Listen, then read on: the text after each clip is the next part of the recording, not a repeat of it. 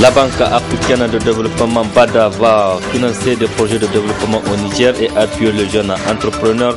C'est le président de cette institution bancaire qui l'a annoncé ce mardi lors d'un point de presse. Précision dans un instant. Première session extraordinaire du projet de gestion des catastrophes et des risques du développement urbain PGRCDU. Les travaux ont démarré ce matin à la primature.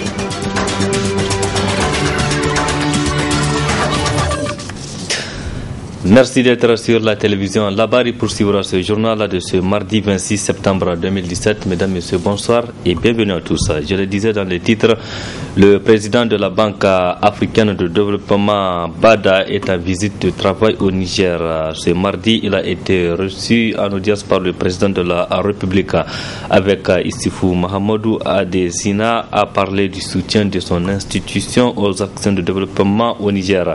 Il a fait savoir dans un point de presse juste à sa sortie de l'audience. Précision dans cet élément. Ce point de presse du président de la Banque africaine de développement BAD à ce jour au Niger, c'est pour réaffirmer la détermination de cette institution bancaire à accompagner les autorités nigériennes dans leur œuvre de développement, notamment dans l'énergie, l'agriculture, la création d'emplois, l'infrastructure, l'éducation, l'accès à l'eau potable et l'économie. Je sais que c'est pas facile parce que aujourd'hui vous dépensez 15% de budget national à cause de ces problèmes de lutte contre le Boko Haram, mais je pense que la ténacité, l'engagement du président, le chef de la République, c'est quelque chose que je salue beaucoup. Le chef de l'État avait discuté avec moi son engagement pour accélérer l'accès à l'énergie pour le peuple. Et moi, je lui avais aussi assuré de l'engagement total de la Banque africaine de développement derrière sa vision d'avoir accès à l'électricité ici au Niger. Et deuxième volet dans lequel le chef de l'État avait parlé, c'est concernant l'importance de la création de l'emploi pour les jeunes. Le montant qu'on va mettre à la disposition du Niger va augmenter par 47% de le financement qu'on avait donné pour la Fonds africain de développement dans le cycle 13, on est dans un cycle 14. C'est une marque d'engagement qu'on prend pour vous. Quant au ministre nigérien du plan et du développement communautaire, elle a axé son intervention sur les 5 priorités de la banque sur le continent, tout en reconnaissant la modestie de son président. Il a une vision qu'il a imprimée depuis son élection à la tête de la Banque africaine de développement, une vision qui est reflétée à travers 5 priorités. Et ces 5 priorités sont déterminantes pour le développement de l'Afrique. Éclairer l'Afrique, nourrir l'Afrique, intégrer l'Afrique, industrialiser l'Afrique et améliorer les conditions de vie des Africains. Ces 5 priorités concordent parfaitement avec notre vision à travers le programme de développement économique et social que nous venons de terminer, pour lequel le président Adesina s'est engagé déjà à nous soutenir dans la mise en œuvre. Nous avons, le président de la République et le président Adesina ont échangé particulièrement sur 2 de ces priorités qui sont capitales pour le Niger. Nourrir l'Afrique, c'est-à-dire l'initiative 3e, il l'a suffisamment développée. Mais éclairer l'Afrique, ça veut dire apporter de l'énergie dans nos villages. La Banque africaine de développement BAD finance les actions de développement au Niger à hauteur de 580 millions de dollars, dont 120 millions pour le compte du barrage de Kandaji. Sur le continent, elle décide de revoir à la hausse les fonds africains de développement de 176 millions à 260 millions de dollars. Présente dans 37 pays africains, la Banque africaine de développement compte ouvrir une représentation au Niger. Élu en 2015, le président de la Banque africaine de développement BAD, Ayodeji Adesina, est à sa première visite officielle au Niger. La salle de banquet de la primature a servi de cadre ce mardi matin pour les travaux de la première session extraordinaire du comité de pilotage du projet de gestion des risques de catastrophe et de développement urbain PGRCDU. C'est le directeur de cabinet du Premier ministre qui a présidé la cérémonie, nous rapporte Nafisa Zakou et Sadoudoumi. Cette première session extraordinaire du comité de pilotage du projet de gestion des risques de catastrophe et de développement urbain PGRCDU au titre de l'année 2017 vise à faire l'examen du bilan à mi-parcours de la mise en œuvre du programme de travail et du budget annuel 2017 PTB à 2017. L'objectif donc de cette réunion est de réviser le budget prévu et soumis à l'appréciation en décembre 2016. Le premier budget était de 25 milliards 600 millions. Après donc 7 à 8 mois de mise en œuvre donc de ce budget, il a été jugé nécessaire donc de réviser ce budget pour prendre en compte certains impératifs, notamment de supprimer les activités pour lesquelles nous savons que nous ne pouvons pas les exécuter, mais pour lesquelles donc les études viennent donc juste d'être finalisées, et de prendre en compte certaines d'autres activités, notamment le MRI, où, comme vous le savez, le gouvernement de la République du Niger a demandé à la Banque mondiale d'activer le mécanisme de réponse immédiate pour les régions d'Agadez et de Tawa, pour lesquelles donc, il y a eu les inondations de 2012. Donc il y a eu 8 milliards que la banque a accepté donc, de financer à travers donc, ce mécanisme de réponse immédiate. Mais dans le budget initial, les 8 milliards ne faisaient pas partie.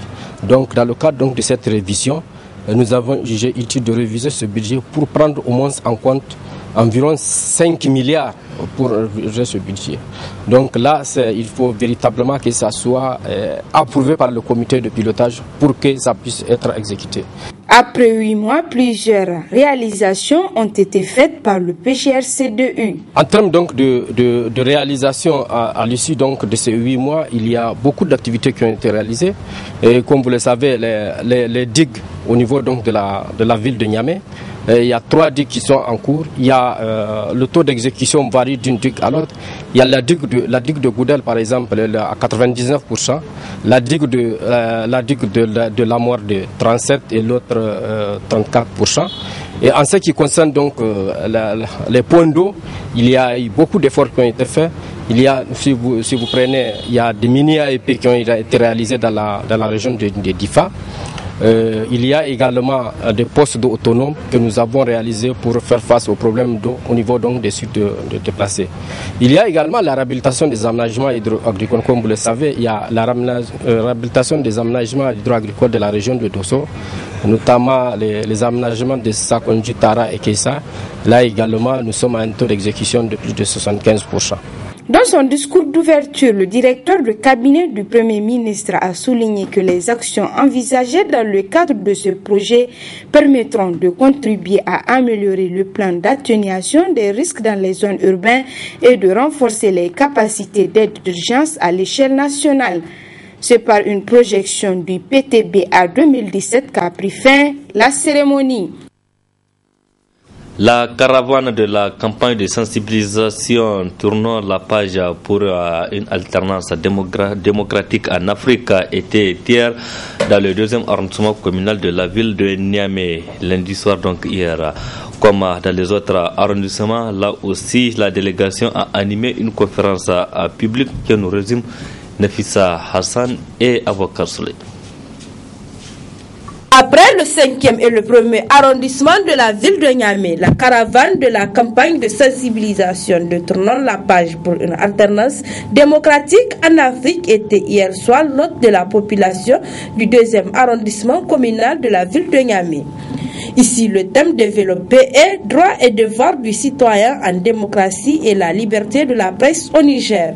Plus rien ne peut se faire sans la Constitution parce que c'est le règlement que nous nous sommes donné en tant que peuple pour effectivement gérer cette cité-là. Donc c'est dans ce cadre-là, effectivement, il a dit qu'il va falloir que les gouverneurs reviennent au niveau de la Constitution, qu'ils respectent la Constitution. Il faudrait que cette Constitution-là soit notre guide, en quelque sorte. Et c'est ce qu'il a développé et voilà comment nous sommes en train de nous atteler pour que la démocratie soit réelle au Niger et restaurer cette démocratie-là que nous avons tant chérie. Au statut de cette conférence, c'est que les participants puissent comprendre que le pouvoir appartient au peuple. Et dans la Constitution, dans le préambule, on a dit que le peuple peut s'opposer à une dictature. Et je pense bien qu'aujourd'hui, la situation que nous vivons est plus qu'une dictature. Et il y a des mécanismes pour que les citoyens puissent comprendre comment défendre leurs intérêts, comment défendre le pays, comment défendre ce qui est la démocratie. Parce que c'est notre bébé, cette démocratie-là, que nous voulons restaurer au Niger, donc que le peuple et les citoyens puissent participer à cette restauration. De leur côté, les participants se disent édifiés et encouragent l'initiative. Cette conférence nous a permis de mieux comprendre tout ce qui se passe dans notre pays. Ce que j'ai retenu, il nous a quand même éclairé par rapport à tout ce qui se passe dans ce pays, par rapport à la gouvernance, par rapport aux différentes luttes.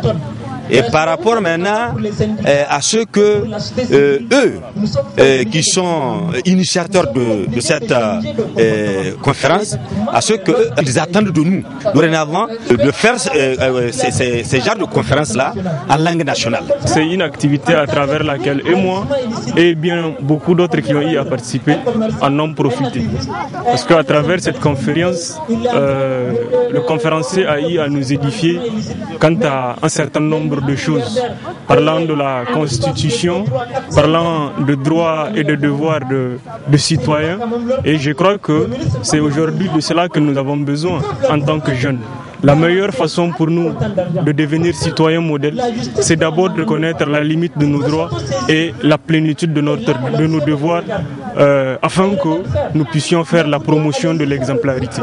Aujourd'hui, c'est de quoi ce pays a besoin, c'est une jeunesse qui est aguerrie. Prochaine étape de la caravane, 3e arrondissement, ce 27 septembre, et c'est le centre des jeunes Jean Gorzo qui va accueillir la délégation à 15h. Le complexe scolaire privé Élite se prépare pour la rentrée académique 2017-2018. Son promoteur était face à la presse ce matin pour rassurer les élèves, mais aussi les parents que toutes les dispositions sont prises pour le bon démarrage de cours dès la rentrée. Le point avec Nafissa Hassan et Ismaël Abdellah. Présenter le groupe Élite et son programme d'enseignement, c'est l'objectif de cette sortie médiatique des responsables de ce groupe à la veille de la rentrée académique 2017-2018 au complexe scolaire privé Élite. L'Élite est un groupe scolaire qui a été créé sur un concept particulier. Il s'agissait pour nous de former de niveau la maternelle au niveau du doctorat. Autrement dit, nous avons créé un complexe scolaire préscolaire primaire, donc de la maternelle au CM2, un complexe scolaire collège-lycée et un institut universitaire. Dans notre ambition, le préscolaire doit alimenter le primaire doit alimenter le secondaire, le collège doit alimenter le lycée et l'institut doit être alimenté par le lycée et l'institut doit s'ouvrir aux autres élèves titulaires du bac ou de notre diplôme universitaire. Nous avons pour ces filières des licences professionnelles et des licences générales. Les licences professionnelles, c'est notamment une licence en sciences de l'éducation. Occasion pour le promoteur du groupe d'entretenir l'assistant sur quelques particularités propres au groupe. 90% de nos programmes de formation, au départ, n'étaient pas offerts par les autres écoles de la place. Quand même depuis que nous les avons ouverts, depuis que nous les avons vulgarisés, nous avons constaté beaucoup de copies de manière frauduleuse. Nous formons dans deux domaines, la licence et le master,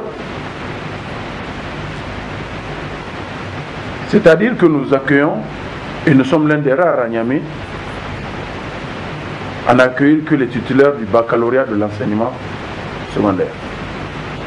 Contrairement à d'autres écoles qui accueillent sous réserve du bac, pour avoir été ministre de l'enseignement supérieur du Niger, pour avoir été secrétaire général du ministère de l'enseignement supérieur, je refuse cette façon de frauder. Nous ne recrutons que des titulaires du bac.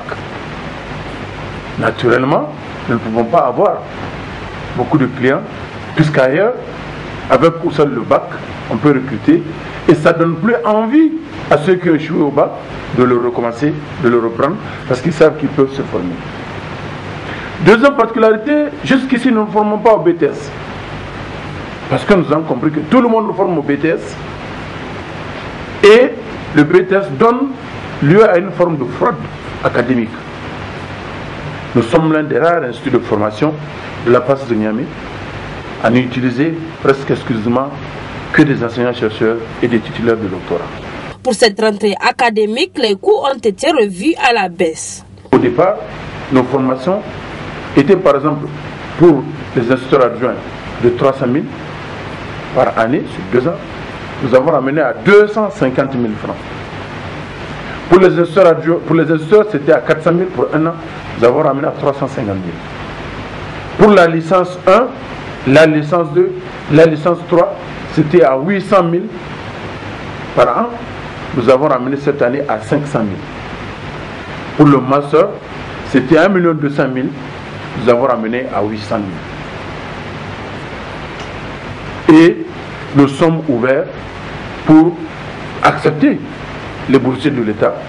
L'Institut Élite dispose également d'un cycle de formation des enseignants. 3 masters sont en cours d'approbation pour l'autorisation. C'est le master professionnel en médiation, le master professionnel en population et développement et le diplôme supérieur en évaluation.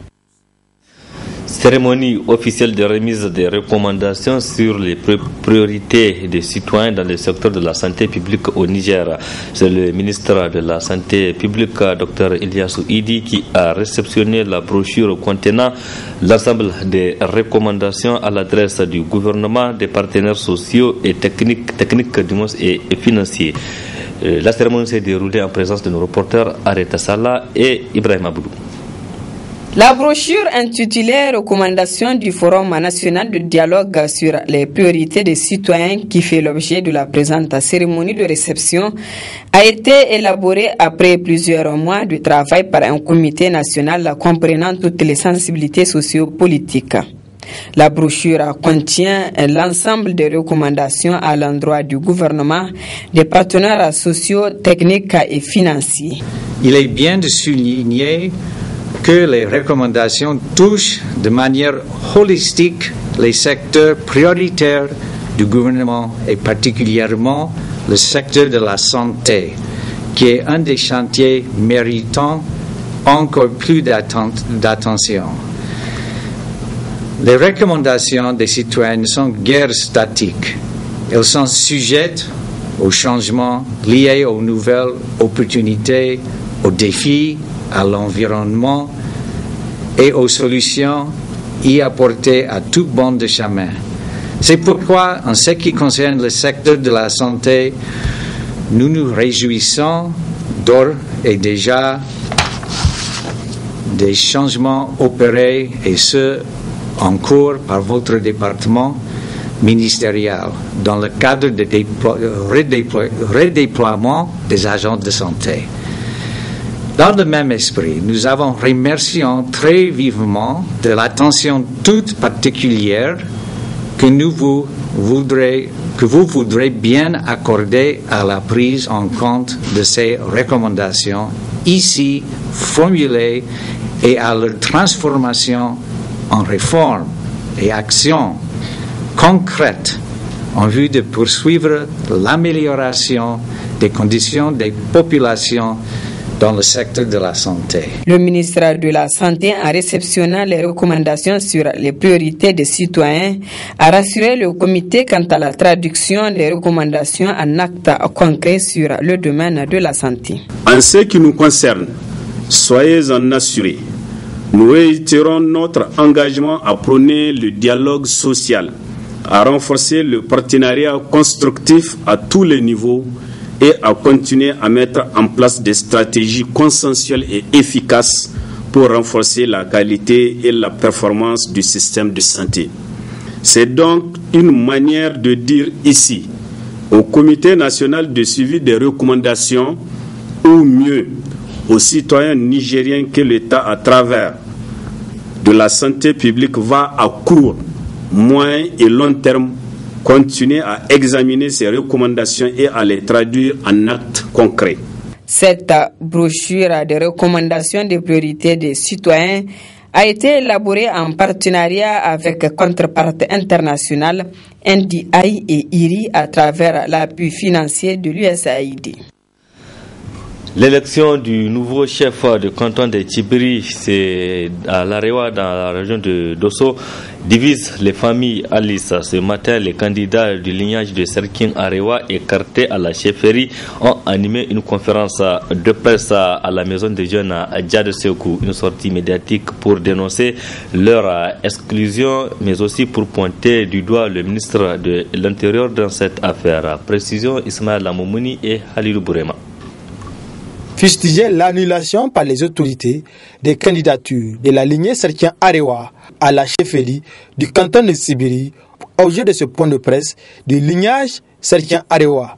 Pour ce dernier, le ministre de l'Intérieur a pris cette décision sur la base des seuls arguments développés par le chef de canton de Tchibiri par intérim et candidat à la dite chefferie qui a saisi le ministre de l'Intérieur d'un recours gracieux au nom des candidats du lignage Samna. Il avait soutenu que la chefferie du canton de Tchibiri est une chefferie Samna et que seul le lignage Samna pouvait y prétendre. Il qualifie en plus de fraude la dernière élection du chef de canton organisée en 1980, au cours de laquelle 11 candidats du lignage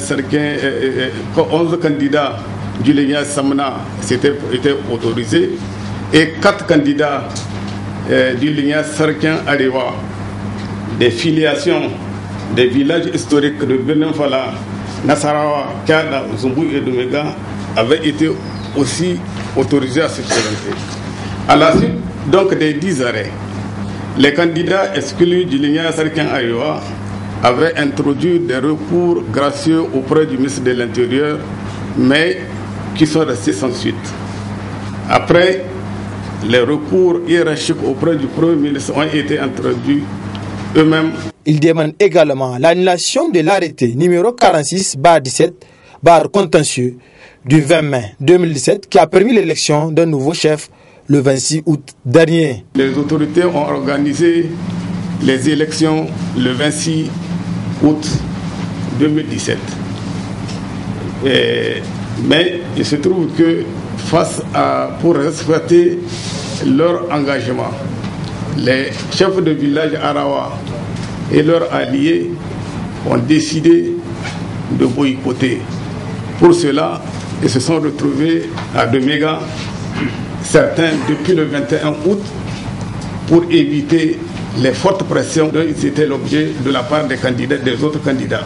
Et au cours de ce séjour, le 24 août, une déclaration a été faite au cours de laquelle 47 chefs de village ont fait une déclaration pour réitérer leur position de ne pas participer donc aux élections.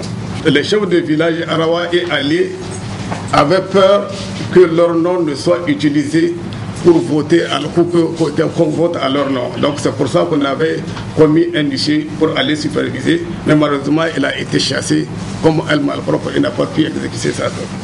Donc dans ces conditions, nous n'allons pas faire une guerre de chiffres avec les autorités, mais nous avons un PV d'un huissier qui fait ressortir que 47 chefs de village n'ont pas participé, alors que de l'autre côté, on dit que 76 chefs de village ont voté. Cette élection pourrait être qualifiée de provisoire si le Conseil d'État révise son arrêté, dans lequel il rejette la demande d'annulation vivement souhaitée par la lignée de Serkin Arewa.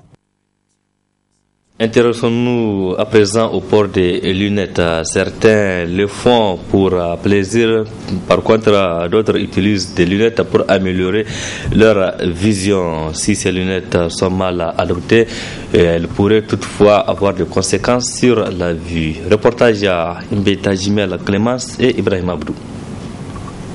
Cet instrument optique permettant d'améliorer la vue ou à rendre la vue plus nette et plus distincte, ces verres sont beaucoup sollicités par le grand public. Au-delà de l'aspect sécuritaire, ceux-ci estiment que c'est un style différent pour habiller son regard ou à affiner son look, comme le confirme l'ophtalmologue. Ce qui est des verres, il faut savoir qu'il y a deux catégories de verres. Il y a des verres qu'on met pour la protection contre le soleil et, comment dirais-je, pour des gens qui sont très actifs, par exemple, qui se déplacent toujours au soleil ou autre. Il est important qu'ils aient des verres de protection. Dans un pays comme le nôtre où il y a beaucoup d'ensoleillement, qu'ils portent des verres pour la protection, effectivement, de ces, comment ça s'appelle, de ces yeux. Il y a eu des études qui ont montré que, je me rappelle une étude comparative dans un pays sahélo-maghrébin où on a constaté que les gens qui vivent plus au sud, dans la zone nord désertique, font plus de cataractes, donc des problèmes beaucoup plus tôt que ceux qui sont plus au sud, qui sont non loin, qui sont de la zone méditerranéenne. Alors c'est pour ça donc il est important de porter des verres pour se protéger de la luminosité excessive du soleil, surtout dans un pays comme le nôtre. Il y a des gens qui sont de nature, ils sont nés avec des problèmes oculaires. Et ces problèmes ne peuvent pas liés à la vision, ne peuvent pas être levés sans qu'il y ait une correction des verres. Cette catégorie-là, on peut la considérer.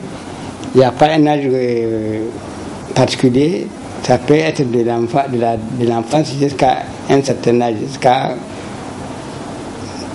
les 30 premières années de la vie. Il y a aussi des gens qui ont des problèmes, surtout en matière de lecture. Ils ont des problèmes effectivement pour lire, et ça, c'est ce qu'on appelle une baisse de vision liée à l'âge. Des lunettes mal adaptées aux yeux peuvent être désagréables. Il y a des désagréments que ça crée. Par exemple, quand je vois quelqu'un qui porte des verres blancs pour frimer ou pour, je ne sais pas quoi, pour des besoins personnels, effectivement, ce monsieur, quand vous lui demandez, il vous dira qu'effectivement, de temps en temps, il est gêné par la lumière. La lumière, quand il y a beaucoup de lumière, il est gêné. Quand tu n'as pas de problème particulier, que tu portes des verres blancs. Ce qui est recommandé, c'est des verres qu'on appelle des verres photochromiques. C'est quoi ces verres photochromiques? C'est des verres qui, comme vous êtes au soleil, ça vous met à l'abri, ça diminue l'intensité lumineuse. Et quand vous êtes dans l'ombre, par exemple au bureau ou à la maison, vous avez des verres blancs. Il n'y a pas une conséquence en tant que telle. La vue est le principal objectif qui devrait être pris en considération. Bien que certaines lunettes, telles que la lunette de soleil, constituent une véritable barrière contre les rayons ultraviolets, mais elle ne permet pas de fixer directement le soleil. Ce genre d'utilisation entraînerait des pathologies irréversibles, voire la perte de la vue. Alors, prudence, Clémence Mbeta Jimel.